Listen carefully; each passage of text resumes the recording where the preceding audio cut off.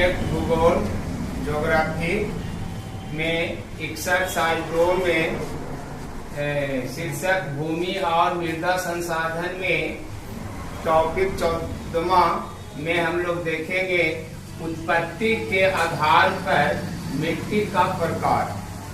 मतलब उत्पत्ति के जो आधार पर मिट्टी कितने प्रकार के होते हैं और कौन कौन होते हैं ये देखेंगे आज हम लोग।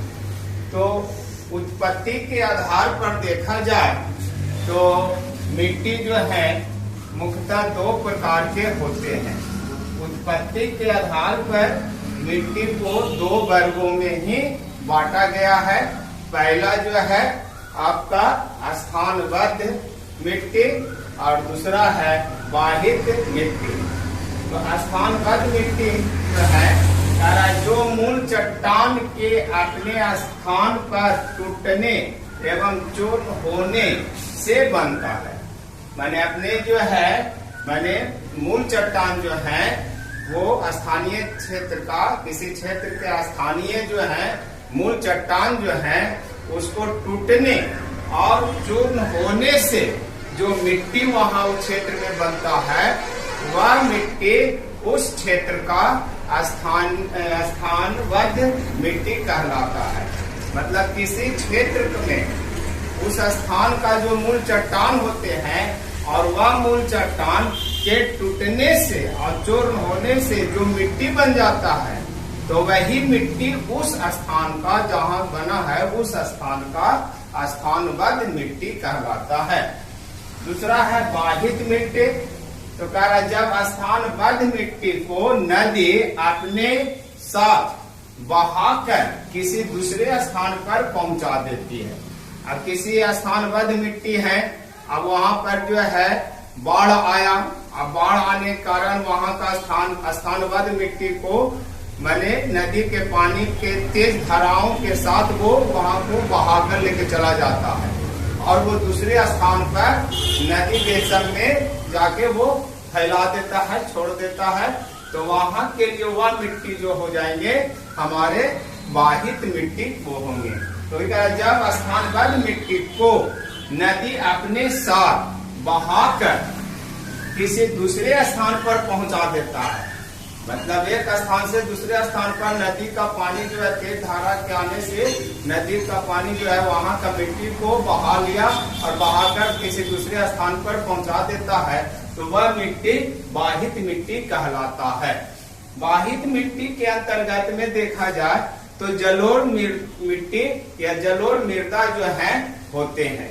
माने बाहित मिट्टी को ही हम लोग स्थानांतरित मिट्टी भी कहते हैं। इसी मिट्टी का दूसरा नाम बाहित मिट्टी का ही दूसरा नाम स्थानांतरित मिट्टी भी है या स्थानांतरित मृदा भी कहते हैं। और स्थानांतरित मृदा जो है एक जलोढ़ मृदा के रूप में होते हैं। अब हम लोग जो है 15वां में देखेंगे रंग के आधार पर जो है मृदा का प्रकार। तो रंग के आधार पर देखा जाए तो मृदा जो है मुख्य रूप से 4 प्रकार के होते हैं। मतलब इसको रंग के आधार पर देखकर बांटेंगे तो 4 वर्गों में हम लोग मृदा को बांटेंगे। तो पहला हो गया लाल मिट्टी, दूसरा पीली मिट्टी, तीसरा भूरी या इसी को अखरोटी मिट्टी कहते हैं और चौथा में काली मिट्टी। तो लाल मिट्टी जो है यह मिट्टी लाल रंग का होता है। ये मिट्टी जो होते हैं लाल मिट्टी जो होते हैं लाल मिट्टी लाल रंग का, जो मिट्टी लाल रंग का होता है उसी को हम लोग लाल मिट्टी कहते हैं। दूसरा पीली मिट्टी, यह पीले रंग का मिट्टी होता है, अर्थात जो मिट्टी पीले रंग का होता है तो वह पीली मिट्टी कहलाता है। उसके बाद भूरी या अखरोटी मिट्टी, जो भूरे रंग का होता है, जो मिट्टी भूरे रंग का होता है उसको हम लोग भूरी या अखरोटी मिट्टी कहते हैं। और चौथा काली मिट्टी, जो काले रंग का जो है मिट्टी होता है, काले रंग में जो मिट्टी रहता है वह काली मिट्टी कहलाता है। तो इस तरह से रंग के आधार पर देखा जाए तो मिट्टी 4 प्रकार के होते हैं, लाल मिट्टी, पीली मिट्टी, भूरी मिट्टी और काली मिट्टी।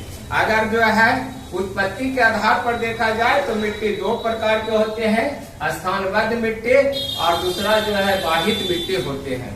इसके बाद हम लोग नेक्स्ट में देखेंगे कि ये लाल रंग का मिट्टी जो है भारत में कहाँ कहाँ पाए जाते हैं, उसका जो है कितना मैंने क्षेत्रफल में फैले हुए हैं। पीली मिट्टी, भूरी मिट्टी और काली मिट्टी के विस्तार रूप से आप लोग जो है जानेंगे।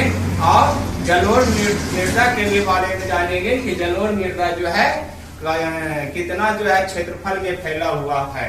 तो इस तरह से मिट्टी का प्रकार जो है हम लोग आज देख लिए।